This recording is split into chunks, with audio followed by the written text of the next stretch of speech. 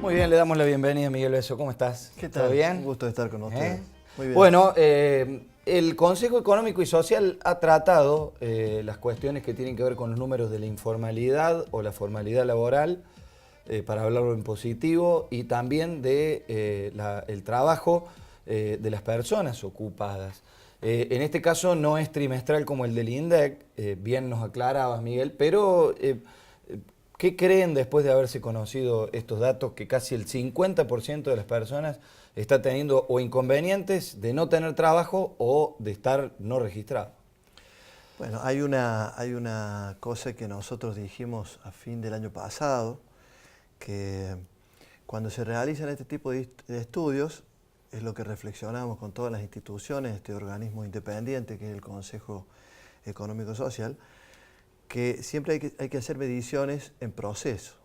Es decir, si lo medimos solamente trimestralmente, podemos tener una foto que, si bien forma parte de la realidad, y es innegable, debería ser medido en un tiempo que nos permita ver cómo va cambiando, cómo se va regulando, para evitar errores estadísticos, para evitar situaciones que son circunstanciales o, como le suelen llamar, estacionales. Pero sí siempre es preocupante ver este tipo de reflejo de los números, ¿no? Nosotros en nuestros estudios siempre decimos que hay que medirlo en procesos, a tal punto que si nosotros observamos la informalidad en los últimos 3 trimestres que publica el INDEC, y con un estudio con una característica diferencial con el nuestro, podemos ver que en un trimestre da el 35%, en otro trimestre da el 37%, y ahora está dando el 46%. Ahora digo trimestre último del año pasado, es lo que estamos viendo. Entonces, si uno lo mide, estaremos en un promedio de un poco menos del 40%. Es altísimo igual. Lo que sí está claro es que esta manera de ver las cosas nos da mayores seguridades de cómo se reflejaría estadísticamente el proceso que se va dando. Esto está muy vinculado, Julián, a la cuestión del desempleo o del empleo, y también tiene una relación con la pobreza, tiene una relación con los procesos productivos. Como decimos siempre nosotros dentro del Consejo Económico y Social, con las instituciones que lo integran, hay que observarlo con una mirada integrada para poder saber las causales, los motivos, pero también, sobre todo, cuáles son las sugerencias de las instituciones a los distintos gobiernos para poder modificar esta realidad que vive Río Cuarto, y que en la pobreza, por ejemplo, según con qué parámetros se mida, si lo medimos o lo mide Fiel o lo mide el INDEC, la pobreza también varía en Río Cuarto, ¿no? En el primer caso ronda los 26, 27 puntos, y en el caso del INDEC los 30 puntos. Y siempre hay una relación entre la pobreza y la informalidad, y también nos muestra qué actividad económica puede haber en Río Cuarto o no puede haber. Estas son algunas de las cuestiones que, más allá de las circunstancias de los gobiernos, en lo local, en lo provincial o en lo nacional, es necesario tener en claro a dónde hay que apuntar para modificar estas situaciones que vive la ciudad de Río Cuarto. 1/3 de personas en la pobreza realmente son datos muy duros. Tenemos a Pilar con algunos aportes que nos va a realizar, y también te invito que nos acompañes a escuchar algunos testimonios que nos van a permitir conocer a propósito de mayor datos y posiciones también de distintos sectores. Así es, Julián, desde Primero Noticias sumamos más voces respecto de estas cifras que dio a conocer el INDEC. Dialogamos con Esteban Calderón de AGEC, quien manifestó que hay despidos por goteo en la ciudad, y se refirió también a la informalidad, diciendo que hay más personas trabajando en negro que en blanco en la ciudad. Bueno, sobre esos datos, nosotros, gracias a Dios, nuestra ciudad no es tan masivo la cantidad de despidos que hay. Hay como un reacomodamiento. ¿Por qué? Porque la última empresa grande, que es la última empresa que ha salido, que hemos tenido noticia, bueno, la empresa Gaña, que es la mayoría, se ha estado reacomodando en la última parte. Hubo una primera parte hace un año y algo, que la mitad de su personal llegó a un acuerdo en su momento. Bueno, allí fueron una cantidad, algo así como de 20 empleados.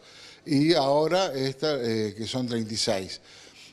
Pero después otra empresa no hemos tenido noticia y gracias a Dios no ha cerrado. Sí hay un goteo, de a poco que se van reacomodando los chicos, de a 1, a 2 por día. Sí, eso sí existe, es realidad. Pero también sabemos que por allí esta gente se está reacomodando en otros lados, ya sea actividad privada o algún empleo por allí que consigan. Bueno, uno de los datos reveladores, lo que estabas analizando, tiene que ver con la desocupación. ¿Y cómo está la situación en cuanto a formalidad e informalidad, al empleo negro, donde también los datos son bastante importantes? Bueno, el empleo negro sigue. Lamentablemente sigue, por allí el empresario no entiende la importancia de que tiene poner en blanco al personal. Pero también ellos dicen el momento de crisis que está viviendo el país. Entonces el movimiento económico, la crisis, se junta todo, pero en definitiva se sigue manifestando el empleo negro, cosa que nos hace mal a todos. Pero sí, sigue estando, digamos, en mayor porcentaje en negro que no en blanco.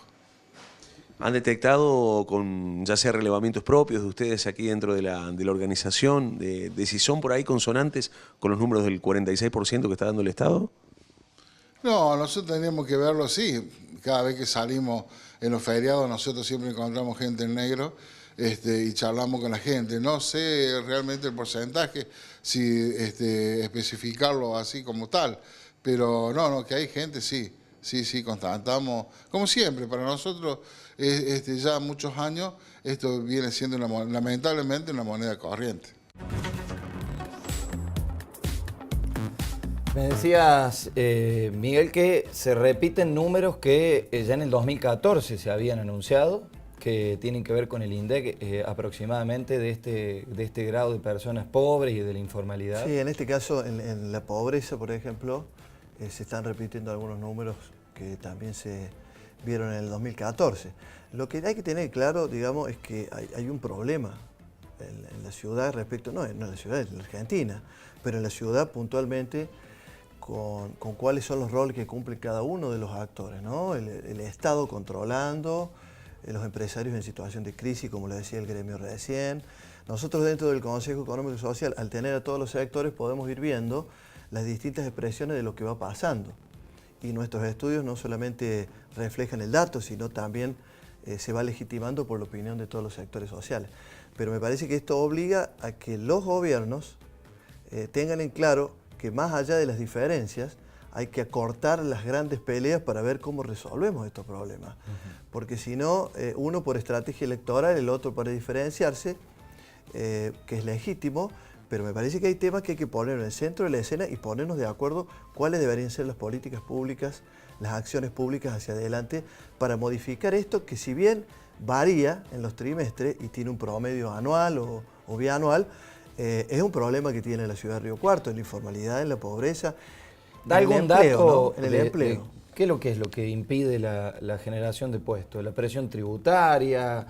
¿No hay dinero? No parece ser Río Cuarto, puntualmente, una ciudad que no tenga dinero para inversiones, porque de hecho muchos van al ladrillo, porque parece ser lo menos conflictivo y además una cuestión que encuentran un nicho, sobre todo el dinero que se vuelca del campo. Pero, ¿cuál puede llegar a ser el limitante? Bueno, hay muchos factores, nunca hay uno, Julián, ¿no? Hay muchos factores que intervienen en esto. Uno de estos factores, que nosotros estamos haciendo un estudio bastante detallado ahora, que ha sido un mito en la Argentina porque habitualmente nadie lo aborda el tema, que es cuál es el aporte que hacen los sectores financieros para el desarrollo de las regiones y cuál es la estrategia que van a tener todos los estados, nacional, provincial y local, para ese desarrollo de manera mancomunada, donde hay que dejar de lado las diferencias para ver cómo resolvemos el problema de que la gente pueda tener trabajo y un trabajo digno y un trabajo en condiciones que sean aceptables. Pero decía, ¿a qué modelo vamos a apostar en la Argentina, en la provincia de Córdoba y en la región de Río Cuarto? A un modelo de seguir especulando, donde el que guarde el dinero le da mejores resultados, o con una promoción desde el Estado Nacional, provincial y un aporte local a generar productividad, a generar trabajo, que es lo que la gente necesita. Entonces, verdaderamente, por ejemplo, el sistema financiero está poniendo en condiciones recursos, no hablo tanto de los bancos del Estado, sino también los privados, sobre todo, ¿no? Para que haya un desarrollo, porque ¿cuál es el problema, Julián? Nosotros tenemos una enorme cantidad de producción agropecuaria, casi un 25% de producción agropecuaria, pero solo transformamos en la ciudad de Río Cuarto el 6%. Claro. Quiere decir que toda esa diferencia entre lo que se produce y lo que se transforma son pérdidas de lugares de empleo y de posibilidades de generar trabajo. ¿Y qué le pasa? Al no tener esta transformación tan necesaria que ha tenido, por ejemplo, Santa Fe en algunos aspectos, cada cosa que varíe en el orden nacional a Río Cuarto, como decimos en la calle, le pega en el pecho. Claro. Porque no hay posibilidad de amortiguarlo con una malla productiva, que sería ese trabajo que no está y que va generando una fragilidad a la hora de que nos ataquen estos problemas, ¿no? Bueno, algunas placas que rápidamente queremos compartir. Que son de fin del año pasado. Ahí está, a ver si no... Bueno, vos podrás observar, esta subida y bajada son los trimestres, ¿ves? Entonces, si uno lo mide en esta subida y bajada, puedo cometer el error de creer que eso es la realidad del último año. No, va variando, ¿no? Claro. Por eso dijimos, tuvimos en el trimestre el 35% el año pasado, después el 37%, y ahora este trimestre final del 2016, que es el que estamos evaluando ahora, con el 46% o por encima del 46%. Va a seguir variando, es decir, siempre es conveniente medirlo integralmente, no solo este tema, sino también a la pobreza, que la estamos estudiando en una encuesta socioeconómica que la gente debe estar viendo, que por ahí le golpean la puerta, que hace el Consejo Económico Social sobre distintos temas. Siempre esto va variando, por eso hay que medirlo en el conjunto. Lo que está claro es que Río Cuarto, en el caso de la informalidad, está por encima del promedio nacional, Julián. Bueno. El promedio nacional está en el 33% y nosotros estamos muy por encima en el último trimestre, pero en el promedio también, porque decíamos que debe estar rondando el promedio un 40% y el promedio de informalidad a nivel nacional es del 33%. Claro. Bueno, a ver, ¿hay otra placa, señor director? Esa tiene que ver, no la veo bien de acá, pero tiene que ver con las edades y con el género. Bueno, que ya habíamos hecho una nota al respecto hace señor. algunos días. Sigue siendo, en estos datos últimos trimestrales, por supuesto que esto no varía.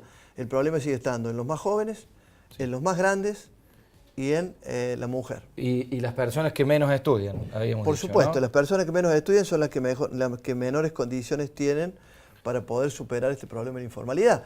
Sí. Cuando se llega, si estuvieran por ejemplo, dos personas que han tenido estudios universitarios, la diferencia entre el hombre y la mujer, por ejemplo, es mínima. Claro.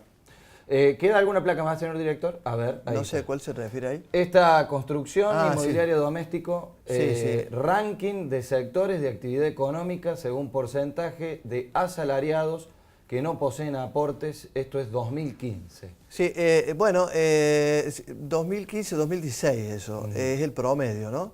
Lo que está claro es 2015-2016, o sea que son casi los mismos números en los tiempos del INDEC. Lo que nosotros podemos observar que en la ciudad de Río Cuarto, nuestros estudios, estos son propios, son el que ha picado en punta y ha marcado la diferencia con otros sectores que antes estaban y se reconocen como que tiene mucha informalidad, es el sector inmobiliario. Fíjate cómo pica en punta, por lo menos en los últimos tiempos. Siempre tiene una variación, pero en una carrera negativa, ¿no? En una carrera negativa. En una carrera negativa, pica en punta, digamos, como mostrando que ahí la informalidad se manifiesta, quizás por las características del tipo de trabajo. Claro. Que hay que medio tener. Comisión. Claro, juegan muchos otros factores que no significa que todo esté incorrecto, para nada. Pero creo que acá lo que hay que tener claro es que debe haber políticas de Estado, que es lo que siempre piden las instituciones desde el Consejo Económico y Social. ¿Qué significa esto? Que se pongan de acuerdo los sectores, los distintos estamentos de gobierno, porque las instituciones piden que haya políticas concretas, desde el Ministerio de Trabajo, desde el trabajo natural que hacen los gremios, por supuesto, y desde los sectores que pueden intervenir, empresariales y demás, para ver cómo se va acotando este tipo de problemas que verdaderamente son síntomas sociales que preocupan mucho, pero que no están aislados de la posibilidad de producir, ni están aislados de la pobreza, ni del desempleo. Gracias, Miguel, por favor, por venirnos a ayudar a ver esto. Y para cerrar este tema vamos a compartir una palabra del Sumo Pontífice que tiene que ver justamente con todo esto. Así es, ya en el mes de mayo del año pasado el Papa Francisco se refería a la preocupación por la cantidad de personas a nivel mundial que viven en condiciones justamente, ¿no?, en la irregularidad de lo que significa el mundo del trabajo, y también decía y calificaba como un pecado mortal a quienes ejercen la explotación laboral. Questo dramma di oggi, lo sfruttamento della gente,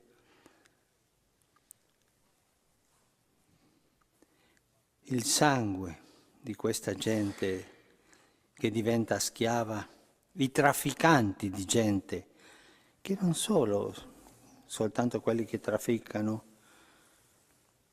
le prostitute e i bambini di lavoro, sino quel traffico più, diciamo, civilizzato.